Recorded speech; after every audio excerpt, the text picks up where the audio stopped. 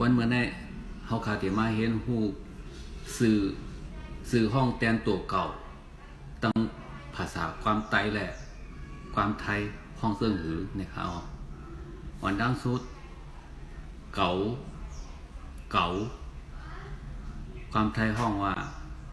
กูนี่ไปเป็นคว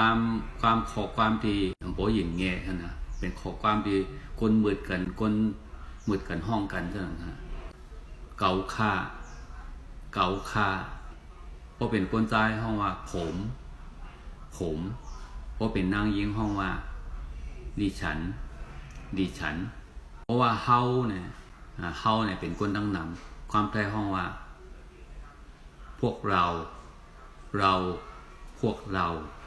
เฮาค่า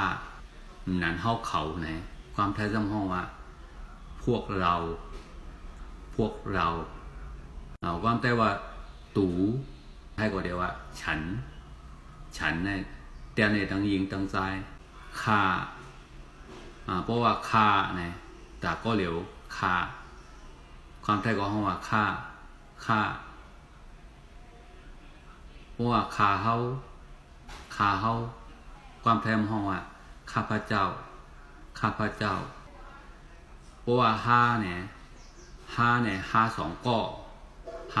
อความไทยจำห้องว่าเราสองคน